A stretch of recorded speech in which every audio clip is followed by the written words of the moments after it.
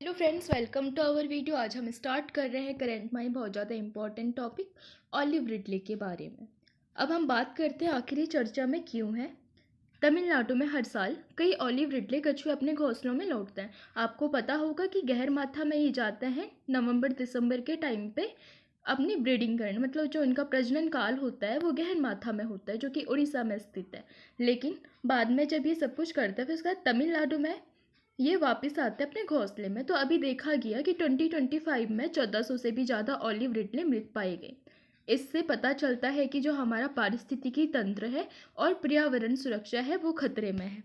इसे बहुत सारे न्यूज़पेपर ने कवर किया था, जैसे यहाँ पे जो एक पेपर दिख रहा है आपको, द हिंदू का है। इसके अलावा इंडियन एक्सप्रेस ने भी इसको कवर किया था।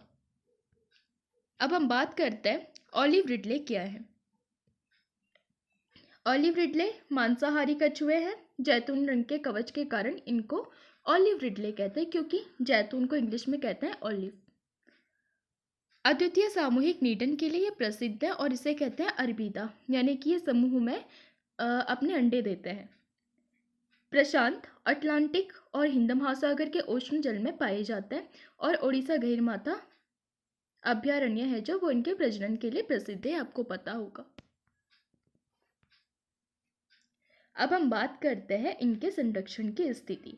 वन्यजीव संरक्षण अधिनियम 1972 के तहत कई जीवों को और पौधों को सुरक्षा की बात की जाती है, तो इसे शेड्यूल 1 में रखा गया। शेड्यूल 1 में प्रोविज़न है, अगर हम किसी भी जीव या फिर जानवर का शिकार करते हैं जो कि इस शेड्यूल में रखा गया है, तो उस पर हाई पेनल्टी लगाई जाएगी और भारी सजा की बात उसमें की गई है। इसके अलावा IUCN में असुरक्षित इसे घोषित किया गया है और साइट्स में परिशिष्ट में रखा हुआ है। अब हम बात करते हैं इनके बारे में कि क्या क्या वर्ल्ड में इनका स्टेटस है। यहाँ पे कुछ और भी कछुए हैं जिनके बारे में हम बात करेंगे। जैसे यहाँ पे जो ग्रीन वाला टर्टल है, यानी कि इसका नाम है केलोनिया माइडस, तो इसको रखा गया है ऑरेंज कैटेगरी में, यानी कि एंडेंजर्ड स्टेट में है ये। इसके अलावा जैसे यहाँ पर ऑलिव रिडले है तो इसको येलो वाले में रखा गया, यानी कि ये है वल्नरेबल कैटेगरी में। इसके अलावा हॉक्सबिल वाला जो कछुआ है इसको रखा गया है रेड वाले में, यानी कि क्रिटिकल एंडेंजर्ड। इसके अलावा जो फ्लैट बैक वाला है तो इसके लिए इनसफिशिएंट डेटा, इसके बारे में अभी ज़्यादा नहीं पता है हमें। इसके अलावा जो ये लॉगर हेड वाला है तो इसको रखा है येलो वाले में, यानी कि ये भी वल्नरेबल है। इसके अलावा जो लेदर बैक वाला है ये भी येलो वाले में है, यानी कि ये भी वल्नरेबल में आता है। इसके अलावा एक कैम्स रिडले है तो इसको क्रिटिकली एंडेंजर्ड में रखा गया है। अब हम बात करते हैं इनके लिए कौन कौन सी संरक्षण के लिए पहल जारी की गई। सबसे पहले ऑपरेशन ओलिविया, ये भारतीय तटरक्षक द्वारा 1980s के डिकेड में शुरू किया गया था। इनका काम था ऑलिव रिडले को संरक्षित करना, क्योंकि जब ये ऑलिव रिडले अपनी ब्रीडिंग करने के बाद उड़ीसा से तमिलनाडु कोस्ट पे आते थे तो उनकी काफ़ी ज़्यादा डेथ हो रही थी कोस्टल एरिया में।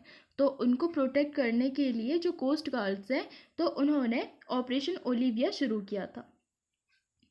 इसके बाद जो दूसरा है टर्टल एक्सक्लूडर डिवाइसेस, ये उड़ीसा सरकार ने ऑलिव रिडले की आकस्मिक मृत्यु को कम करने के लिए शुरू किया था। तो इसमें क्या होता था, जैसे एक जाल टाइप का था, उसमें एक पतला सा रास्ता ताकि यहाँ से सुरक्षित रूप से बाहर निकल सके और इनको संरक्षित किया जाए। इसके अलावा तीसरा जो मेथड है टैगिंग। टैगिंग में क्या करते हैं कि जैसे कोई कछुआ है उसके गले में या फिर उसकी बॉडी में कोई गैर संचारक धातु को टैग कर लिया जाता था, जिससे जो साइंटिस्ट होते थे उन पर पूरी निगरानी बनाए रखते कि ये कहाँ जा रहे हैं, किस तरीके से रह रहे हैं, अगर इस पर कोई खतरा है तो वो उनसे उनको बचा सके और उनके आवास क्षेत्र में कोई प्रॉब्लम तो नहीं है, या फिर वो खाना ठीक से तो ले रहे हैं, या फिर कोई शिकारी जीव या फिर कोई इंसान इनका शिकार तो नहीं कर रहा है। तो उस चीज़ को ट्रैक करने के लिए टैगिंग वाली पद्धति का प्रयोग किया जाता है। अब हम बात करते हैं इनके खतरों के बारे में।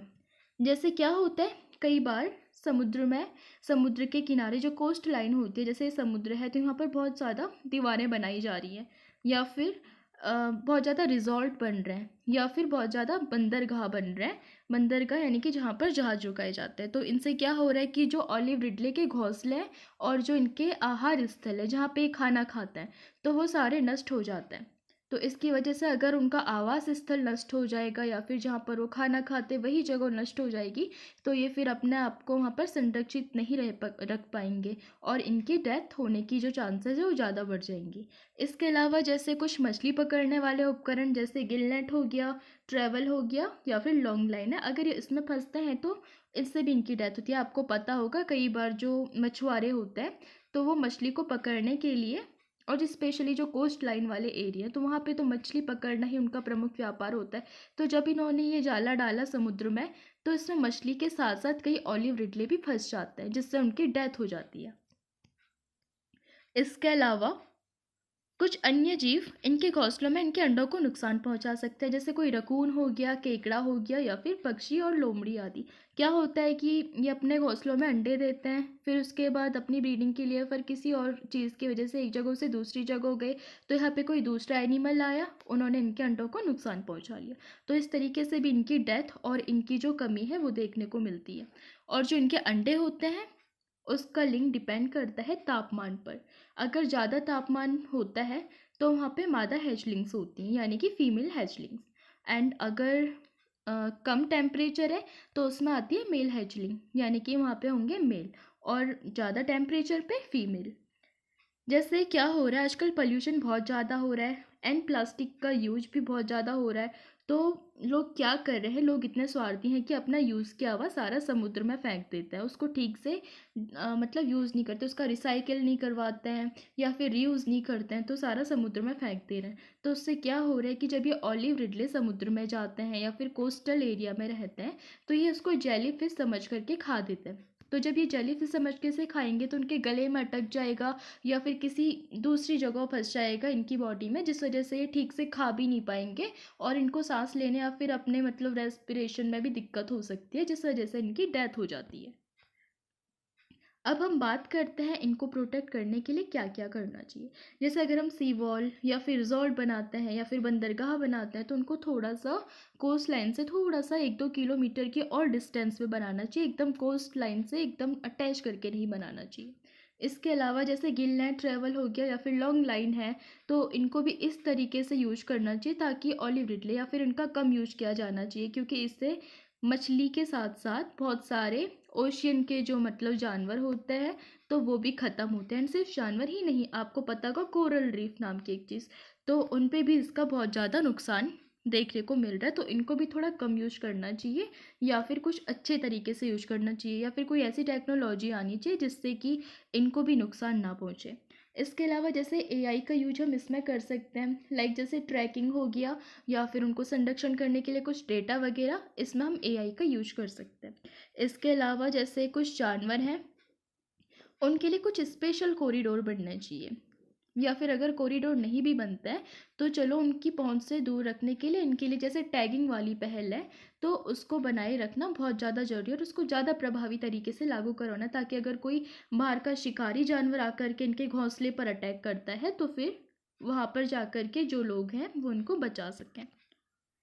इसके अलावा ज़्यादा टेम्परेचर यानी कि जो ग्लोबल वार्मिंग वाली चीज़ है उस पर भी कंट्रोल करना पड़ेगा, क्योंकि कहीं ना कहीं ग्लोबल वार्मिंग से हमारे एनवायरनमेंट और इकोलॉजिकल सिस्टम पर भी खतरा है।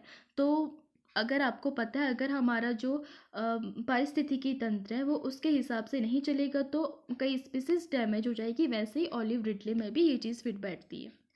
इसके अलावा जैसे प्लास्टिक का यूज कम करके उसको रिसाइकिल करके उसका रीयूज़ करके, और जैसे प्लास्टिक वाली चीज़ों से बाकी का कूड़ा सेपरेट करके भी हम उसको ठीक तरीके से कर सकते हैं। वरना अगर ये उसको जेली फिश समझ के खाते रहेंगे तो एक दिन ऐसा आएगा कि इनकी जो नंबर है वो बिल्कुल जीरो के तक पहुंचने में कोई देरी नहीं लगेगी। तो चलिए दोस्तों, मुझे लगता है आप इसे समझ गए होंगे। आज के लिए इतना ही, अब मिलेंगे नेक्स्ट वीडियो में। अगर पसंद आए तो लाइक कीजिए, शेयर कीजिए, सब्सक्राइब कीजिए, और टेलीग्राम का लिंक आपको डिस्क्रिप्शन में मिल जाएगा। क्लासेस अपडेट एंड पीडीएफ के लिए चैनल को ज्वाइन कीजिए। Thanks to watching.